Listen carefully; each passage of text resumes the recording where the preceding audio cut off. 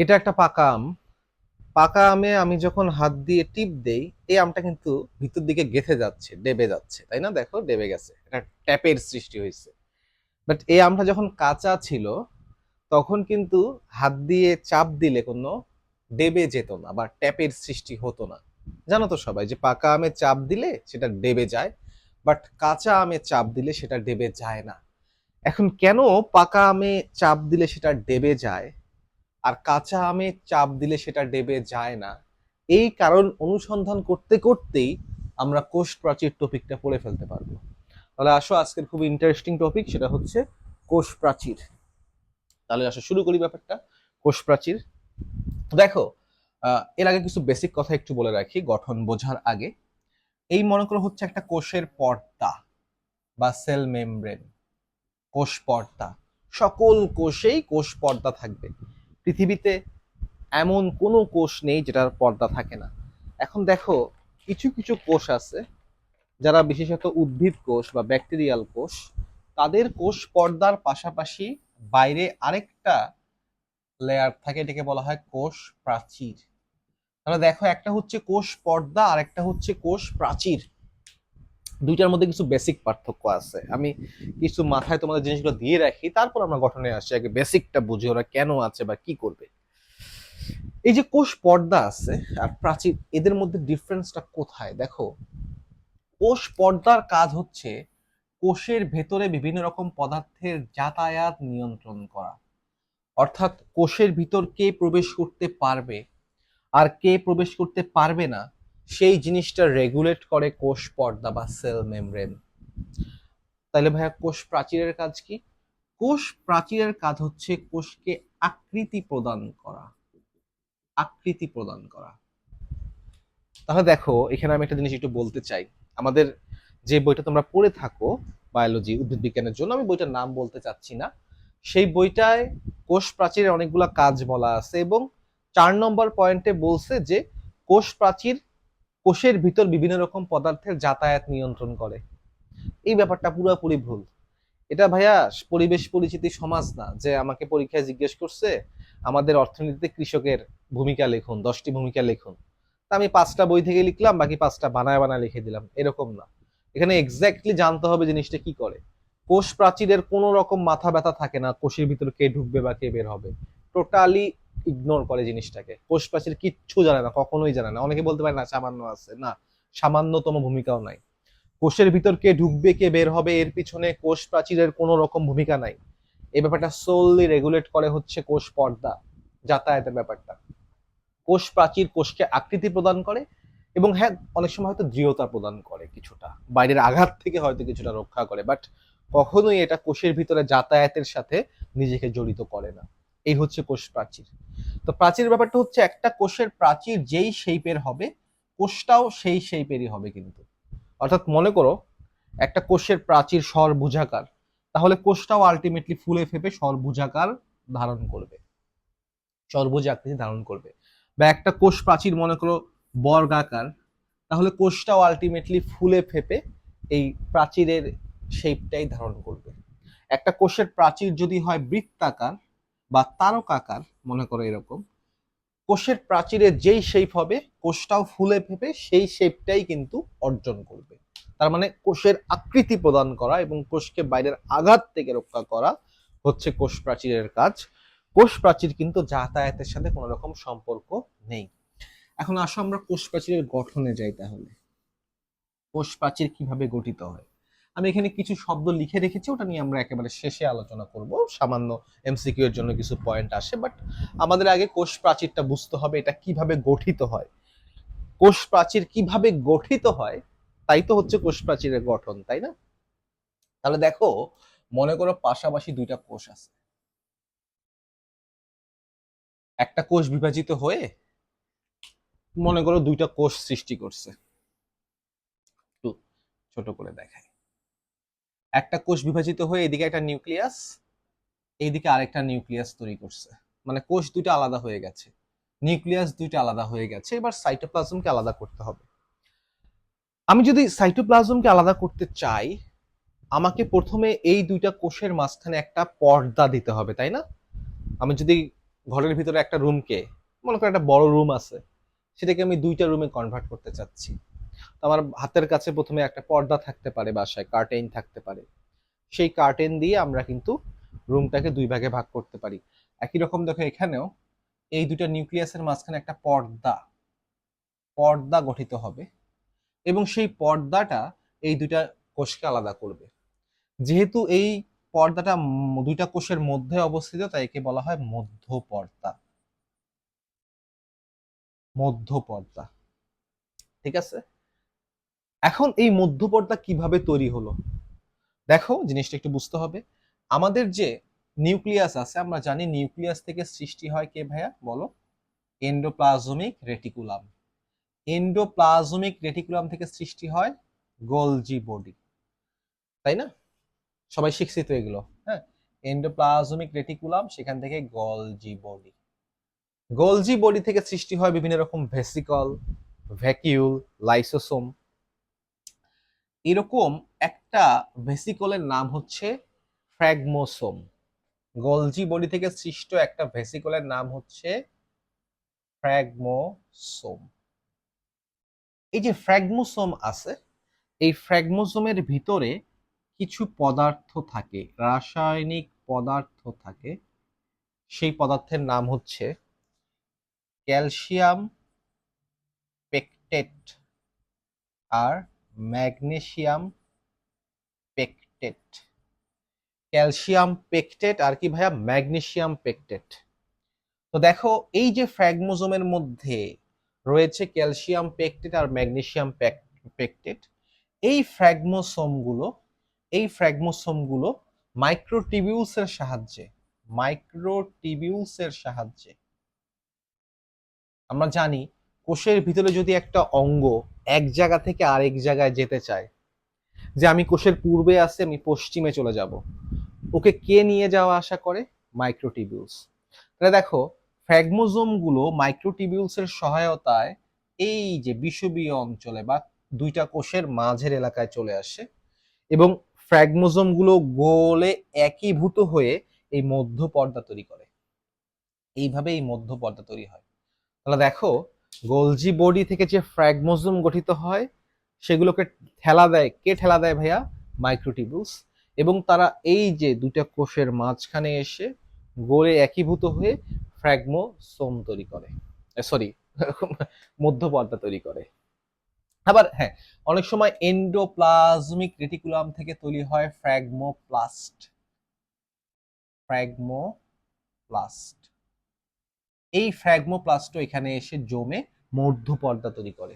মানে মেকানিজমটা মোটামুটি কাছাকাছি, একই কথা প্রায়, ঠিক আছে। এই ফ্র্যাগমোজোমে থাকা ক্যালসিয়াম পেকটেট এবং ম্যাগনেসিয়াম পেকটেট মিলেমিশে মধ্য পর্দা তৈরি করে। এটা হচ্ছে কোষের একেবারে মাঝে থাকতেছে, ঠিক আছে। 2টা কোষের একেবারে মাঝে থাকতেছে।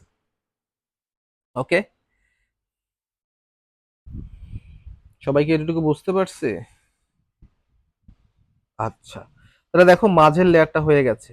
এবার আমরা যাব হচ্ছে তারপরে মধ্য পর্দার পরে আরেকটা লেয়ার তৈরি হয়, মধ্য পর্দার উপরে আরেকটা লেয়ার তৈরি হয়। দেখো মধ্য পর্দার বাইরে এখানে এই কোষ প্রাচীরটাকে আরেকটু একটু স্টেবল করতে বা আরেকটু বেশি, বুঝতেছো, আরেকটু স্থায়িত্ব বাড়াতে এখানে আরো কিছু পদার্থ এসে জমা হয়। এই পাশ দিয়ে আরো কিছু পদার্থ এসে জমা হয়। দেখো এই পাশে এই কোষটা তৈরি করবে, এই পাশে এই কোষটা তৈরি করবে। অর্থাৎ দেখো উভয় পাশে, মধ্য পর্দার উভয় পাশে আরেকটা লেয়ার তৈরি হয়, এক লেয়ার বিশিষ্ট একটা লেয়ার তৈরি হয়। এই লেয়ারকে বলা হয় প্রাইমারি প্রাচীর বা মুখ্য প্রাচীর বা ফার্স্ট ডিগ্রি প্রাচীর। ফার্স্ট ডিগ্রি প্রাচীর বলা হয়, বুঝতে পারছো? তাহলে দেখো এই যে প্রাথমিক প্রাচীর, এটা তৈরি করছে কে? আমরা ছোটবেলা থেকে শিখছি কোষ প্রাচীর তৈরি হয় কি দিয়ে? সেলুলোজ দিয়ে। তাহলে এই যে প্রাইমারি প্রাচীর, এটাই তৈরি করছে হচ্ছে সেলুলোজ।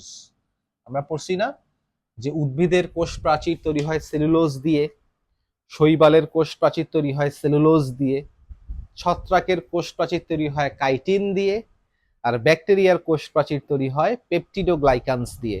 তো আমরা তো এখানে উদ্ভিদের কোষ প্রাচীর পড়ছি, আম, জাম, কাঁঠাল, ধান, গম, ভুট্টা এইসব উদ্ভিদ। তো তাদের কোষ প্রাচীরের প্রধান উপাদান হচ্ছে সেলুলোজ। এটা কিন্তু প্রাথমিক প্রাচীরে থাকে। ঠিক আছে। সেলুলোজের পাশাপাশি অনেক সময় সুবেরিন থাকতে পারে। সুবেরিন একটা মোম জাতীয় পদার্থ, এটাও প্রাইমারি প্রাচীর গঠনে সেলুলোজের পাশাপাশি থাকে হচ্ছে এখানে hemicellulose. Hemicellulose, cellulose, hemi cellulose আর পেকটিন। এই যে পেকটিন যেটা মধ্যপর্দায় ছিল সেটা প্রাইমারি প্রাচীরেও থাকবে। তো এই জিনিসপাতিগুলো একত্রিত হয়ে তৈরি করবে প্রাইমারি প্রাচীর। ঠিক আছে। তো আমরা যদি যে কোনো একটা কোষ অ্যানালাইসিস করি উদ্ভিদের দেহ থেকে, যে কোনো এলাকা থেকে, পাতা থেকে বা কাণ্ড থেকে বা মূল থেকে একটা যদি টিস্যু আমি কেটে নেই, সেই টিস্যুর সব জায়গায় আমি মধ্যপর্দা এবং প্রাইমারি প্রাচীর দেখতে পাবো। যে কোনো জায়গায় মধ্যপর্দা আছে প্লাস প্রাইমারি প্রাচীর আছে। তবে কিছু কিছু জায়গায়, যেই জায়গাগুলো একটু বেশি বয়স্ক, যেমন মানুষের মধ্যেও ছোটবেলায় দেখা যায় মানুষ হালকা পাতলা জামা কাপড় পরে, যতই বয়স বাড়ে আস্তে আস্তে জামা কাপড় মোটা হইতে থাকে, তাই না? ছোটবেলায় যা পায় তাই পরে, বয়স বাড়লে জামা কাপড় মোটা হয়। একই রকম ভাবে উদ্ভিদের ক্ষেত্রেও দেখা যায় একটা উদ্ভিদ যদি বয়স্ক হয়ে যায়, বয়স্ক এইজড একটা কোষ, উদ্ভিদ বললা ঠিক হচ্ছে না, একটা কোষ, একটা সেল যদি বয়স্ক হয়ে যায়, তখন তার এই যে প্রাথমিক প্রাচীর আছে তার বাইরে আবার এরকম কয়েকটা লেয়ার সৃষ্টি হতে পারে। এই লেয়ারটাকে বলা হয় সেকেন্ডারি প্রাচীর। এই লেয়ারটাকে বলা হয় কি ভাই? সেকেন্ডারি প্রাচীর। এবং এই লেয়ারটা তৈরি হয় লিগনিন এবং সুবেরিনের সমন্বয়। লিগনিন ও সুবেরিনের সমন্বয়। বুঝতে পারছি কিনা? এখন তাহলে আমি তোমাদের একটু একটু বুদ্ধিদীপ্ত কিছু কোশ্চেন করব, তোমরা আশা করি আনসার এটুকু তো বুঝছো, এগুলা বইয়ে লেখা আছে, এগুলাই বললাম। অনেক সময় জাইলিনও থাকতে পারে এখানে, জাইলিন তোমাদের বইয়ে লিখছে জাইলিন। এখন তোমাদের আমি কোশ্চেন করব যে একটা কোষ প্রাচীরে বেসিক্যালি তিনটা থাকতে পারে, একটা হচ্ছে মধ্যপর্দা, তারপরে প্রাইমারি প্রাচীর, তারপরে সৃষ্টি হয় সেকেন্ডারি প্রাচীর। সেকেন্ডারি প্রাচীরগুলো বয়স্ক কোষে পাওয়া যাবে, বয়স্ক বা স্থায়ী কোষে পাওয়া যাবে। বয়স্ক প্লাস স্থায়ী কোষ, এদের বেলায় সেকেন্ডারি প্রাচীর পাওয়া যাবে। যে কোষগুলো ভাজক কোষ বা তরুণ কোষ, তাদের বেলায় সেকেন্ডারি প্রাচীর থাকবে না। তো তোমরা আমাকে বলো, একটা উদ্ভিদে এই যে তিনটা লেয়ার হতে পারে কোষ প্রাচীরের, তার মধ্যে সর্বদাই কোন লেয়ার দুটা থাকবে বলতো? মধ্যপর্দা আর প্রাইমারি প্রাচীর। হ্যাঁ, তাহলে একটা উদ্ভিদ আম, জাম, কাঁঠাল, ধান, গম, ভুট্টা যদি উদ্ভিদ হয়, সেই উদ্ভিদে তুমি যদি খুঁজতে চাও সবসময় মধ্যপর্দা পাবা আর প্রাইমারি প্রাচীর পাবা। এবার বলো, যে কোনো কোষ যদি হয়, শুধু উদ্ভিদ না, উদ্ভিদ ছাড়াও কিন্তু অন্যদের কোষ প্রাচীর থাকতে পারে, যেমন ব্যাকটেরিয়ারও কোষ প্রাচীর আছে। আছে না? আছে তো, সায়ানো ব্যাকটেরিয়ার কোষ প্রাচীর আছে। আমি যদি তোমাকে বলি যে কোনো উদ্ভিদের মধ্যে কোষ প্রাচীরের কোন লেয়ারটা অবশ্যই অবশ্যই থাকে, অ্যান্সার কি হবে বলতো? মধ্যপর্দা। কেন মধ্যপর্দা হবে? আচ্ছা, এটা মধ্যপর্দা কিন্তু হবে না। বিকজ দেখো, মধ্যপর্দা মানে হচ্ছে দুইটা কোষের মাঝখানের পর্দা। এখন যদি এমন হয় একটা কোষ একা একা থাকে, তাহলে সেখানে পর্দার দরকার আছে? আছে? নাই। দেখো, ব্যাকটেরিয়ার কোষ তো একা একা থাকে। ব্যাকটেরিয়ার কোষ কি একটার সাথে একটা যুক্ত হয়ে থাকে নাকি? একা একা থাকে। তাহলে একটা ব্যাকটেরিয়ার কোষ একা একা আছে, একাই, তার তো কোনো মধ্যপর্দার দরকার হবে না। তার বেলায় শুধুমাত্র থাকবে কি ভাইয়া? প্রাইমারি প্রাচীর। বাট উদ্ভিদে উদ্ভিদে যেহেতু একটা কোষ একা থাকে না, অনেকজন একসাথে মিলেমিশে থাকে, তাই তাদের মধ্যে পর্দা দরকার হয়। তাই উদ্ভিদে প্রাইমারি প্রাচীর তো থাকবে, পাশাপাশি মধ্য পর্দাও থাকবে। কিন্তু ব্যাকটেরিয়াতে গেলে তুমি শুধুমাত্র প্রাইমারি প্রাচীর পাবা, মধ্য পর্দা পাবা না। ঠিক আছে। আচ্ছা, তাহলে দেখো এই যে গঠনগুলো আমরা বুঝতে পারছি কিনা কি কি দিয়ে তৈরি, এগুলো একটু দেখো, কয়েকবার লিখো খাতায়, মনে থাকবে। এখন আমি যেই প্রশ্ন দিয়ে তোমাদের ক্লাস শুরু করছিলাম সেই প্রশ্নটা একটু অ্যান্সার করি, বলবো আবার ভাইয়া আসল কথার খবর নাই, একটা দিয়ে শুরু করলেন সেই কথা তো বলতেছেন না। তো দেখো, যে প্রশ্ন দিয়ে ক্লাসটা শুরু করছিলাম সেই প্রশ্নটা হচ্ছে যে আহ, আম, এই যে আমের কথা বলতেছিলাম, যে আম যখন পেকে যায় তখন চাপ দিলে গর্ত হয়ে যায়, ট্যাপ খেয়ে যায়, কেন এটা হচ্ছে? তাহলে দেখো, আম যখন পাকে, এখানে একটু বোঝার চেষ্টা করো, আম যখন পাকে তখন ওই আমের ভিতরে থাকা কোষগুলোতে কিছু রাসায়নিক পরিবর্তন ঘটে। এখানে ব্যাপারটা হচ্ছে, দেখো, প্রাইমারি প্রাচীর নামে যে লেয়ারটা আছে, এই লেয়ারটা হচ্ছে স্থিতিস্থাপক, স্থিতিস্থাপকতার জন্য দায়ী, স্থিতিস্থাপকতা। আর সেকেন্ডারি প্রাচীরটা দৃঢ়তার জন্য দায়ী। আমি এখানে আরো এক্সাম্পল দিতে পারি, যেমন একটা কচি কাণ্ড তুমি নাও, কচি কাণ্ড হচ্ছে সবুজ রঙের কাণ্ড, যেগুলো কচি কাণ্ড নিয়ে দেখবা বাঁকাইলে সেটা আবার সোজা হয়ে যায় নাকি? হালকা যদি বাঁকাও কি হবে, সোজা হয়ে যাবে। বেশি বাঁকাইলে ঠাস করে কি হবে, ভেঙে যাবে। একটু যদি জোরে চাপ দাও কি হবে, ভেঙে যাবে না? তার মানে কচি কাণ্ডের স্থিতিস্থাপকতা আছে, বাঁকানো যায়, বাট বেশি বাঁকালে ভেঙে যাচ্ছে, তার মানে দৃঢ়তা কিন্তু কি ভাইয়া, কম। দৃঢ়তা কি কম, স্থিতিস্থাপকতা বেশি। এই কাণ্ডটা যখন বুড়া হবে, বয়স্ক হবে, তখন দেখবা কি হবে, স্থিতিস্থাপকতা নাই, বাঁকাইলেও কিন্তু আর কি হতেছে না ভাইয়া, বাঁকতেছে না, কিন্তু ওটাকে ভাঙতে অনেক বেশি কষ্ট হচ্ছে। বিকজ কি, বিকজ তার দৃঢ়তা বেড়ে গেছে, কারণ সেখানে কি আছে, সেকেন্ডারি প্রাচীর আছে। তাহলে সেকেন্ডারি প্রাচীর দৃঢ়তা প্রদান করে আর প্রাইমারি প্রাচীর স্থিতিস্থাপকতা প্রদান করে। এবার এই যে আমটা, আমটা যখন পাকতেছে তখন আমের ভিতরে একটা বিশেষ এনজাইম গঠিত হয়, যে এনজাইমের নাম হচ্ছে পেকটিনেজ এনজাইম। পেকটিনেজ, পেকটিনেজ এনজাইম, দেখো নামের শেষে এস আছে, এএসই, তার মানে এটা একটা এনজাইম।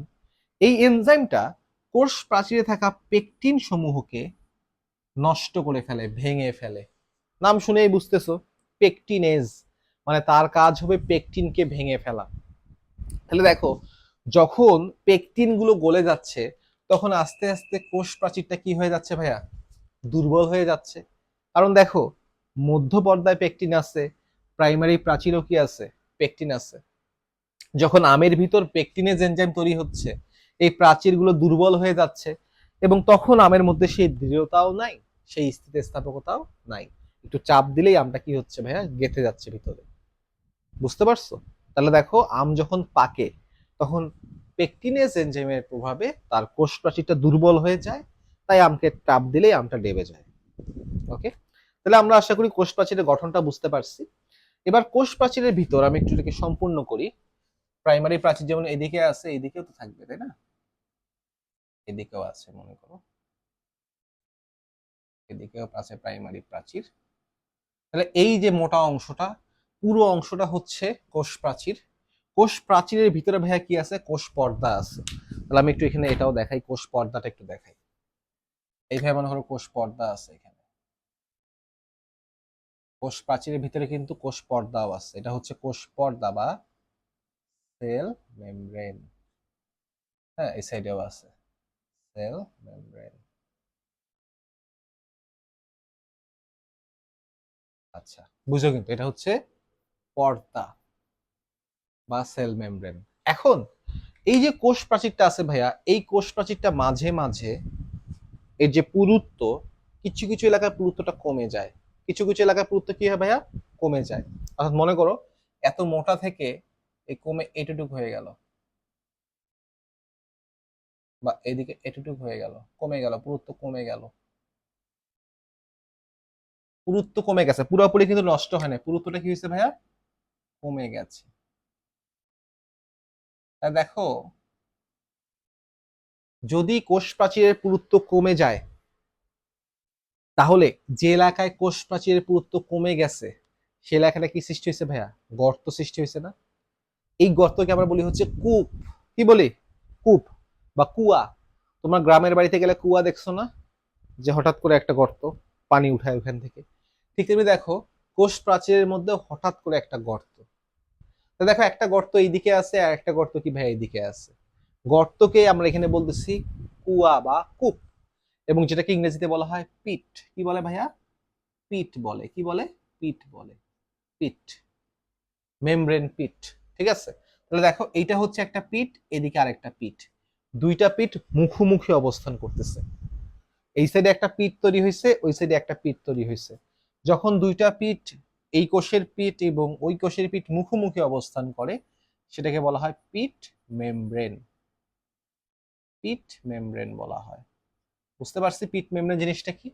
তাহলে একটা হচ্ছে এখানে আমি পাইছি পিট মেমব্রেন, অর্থাৎ কোষ প্রাচীরটা সরু হয়ে যায়, সরু হলে সেখানে কুয়া বা কূপ বা গর্তের সৃষ্টি হয়, যাকে পিট বলে। দুইটা পিট মুখোমুখি অবস্থান করলে বলা হয় পিট মেমব্রেন। এখানে আরেকটা জিনিস থাকতে পারে, বইয়ে কিন্তু মেনশন করা আছে।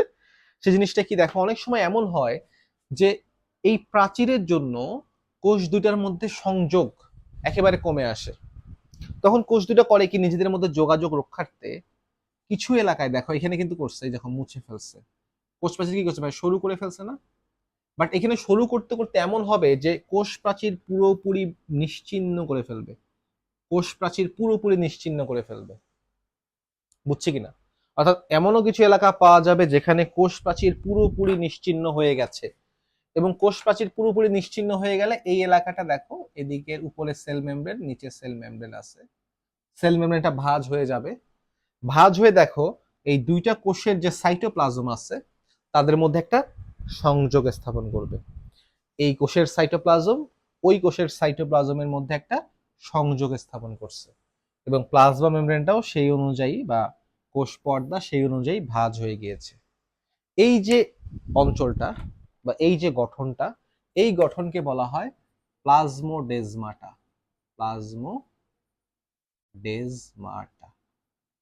দেখো একটা হচ্ছে পিট আর একটা হচ্ছে প্লাজমোডেজমাটা। বুঝা গেছে ভাইয়া? প্লাজমোডেজমাটায় পুরোপুরি এক হয়ে যায়, বাট পিটে কিন্তু পুরোপুরি এক হয় না, একটু গ্যাপ থাকে, হ্যাঁ, বাট গর্ত তৈরি হয়, পুরোপুরি এক হয়ে যায় না। এই দুইটা স্পেশাল ছিদ্রায়িত গঠন কিন্তু কোষ প্রাচীরে পাওয়া যেতে পারে। আচ্ছা, তো কোষ প্রাচীর থেকে কি আর কিছু বলা বাকি আছে আমার? দাঁড়াও দেখি, বইয়ের কোনো পয়েন্ট আবার মিস করা যাবে না, আলোচনা করতে হবে, ভুল হোক সঠিক হোক। মেরে হামসফর তু মেরি জানে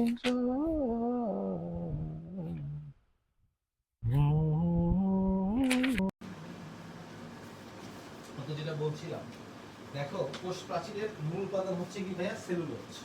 মানে সেলুলোজটা কিভাবে কোষ প্রাচীর ধাপে ধাপে গঠন করে সেটার একটা ফ্লো চার্টের মতো এখানে দেওয়া আছে আর কি। আচ্ছা, তো দেখো এখানে ব্যাপারটা কিভাবে হবে। আমরা জানি গ্লুকোজ আছে দুই প্রকার, একটা হচ্ছে আলফা গ্লুকোজ আর একটা হচ্ছে কি ভাইয়া বিটা গ্লুকোজ। একটা আলফা গ্লুকোজ আর একটা কি বিটা গ্লুকোজ। আলফা গ্লুকোজ কিন্তু খাদ্য সঞ্চয়ের সাথে জড়িত, খাদ্য সঞ্চয় করে। তুমি যে আলু খাও, হ্যাঁ, বা বিভিন্ন রকম শর্করা জাতীয় খাবার খাও, সেখানে বেসিক্যালি আলফা গ্লুকোজ থাকে। আর বিটা গ্লুকোজ হচ্ছে কোষ প্রাচীর তৈরি করে। তাহলে কোষ প্রাচীর তৈরি হয় বিটা গ্লুকোজ দিয়ে, বিটা গ্লুকোজ। তো শত শত বিটা গ্লুকোজ একত্রিত হয়ে প্রথমে সেলুলোজ তৈরি করে। এরকম অনেকগুলো সেলুলোজ একত্রিত হয়ে মাইসেলি তৈরি করে, অনেকগুলো মাইসেলি একত্রিত হয়ে মাইক্রোফাইব্রিল তৈরি করে, আর অনেকগুলো মাইক্রোফাইব্রিল একত্রিত হয়ে ম্যাক্রোফাইব্রিল তৈরি করে। এই ম্যাক্রোফাইব্রিল গুলো দিয়ে কিন্তু পরবর্তীতে সেল ওয়াল তৈরি হয় ধাপে ধাপে। হ্যাঁ, তো এখানে দুইটা কোশ্চেন পরীক্ষায় আসে, যে এই ধাপগুলো যে আছে, এই ধাপের মধ্যে কোষ প্রাচীরের মুখ্য গঠনমূলক একক কি, সেটা হচ্ছে ম্যাক্রোফাইব্রিল। মুখ্য গঠনমূলক একক হচ্ছে ম্যাক্রোফাইব্রিল। মনে রাখবো, ম্যাক্রো মানে তো মুখ্য, তাই না? মাইক্রো মানে গৌণ, ম্যাক্রো মানে মুখ্য। তাহলে দেখো ম্যাক্রোফাইব্রিলকেই মুখ্য গঠনমূলক একক বলা হয়, আর মাইসেলিকে বলা হয় ক্ষুদ্রতম গাঠনিক একক। ক্ষুদ্রতম গাঠনিক একক বলা হয় মাইসেলিকে, আর মুখ্য গঠনমূলক একক বলা হয় ম্যাক্রোফাইব্রিল। তো এই হচ্ছে এখানকার ব্যাপারগুলো কি কোষ প্রাচীর সম্বন্ধে লেখাপড়া। আশা করি জিনিসগুলো তোমার সবাই বুঝতে পারছো।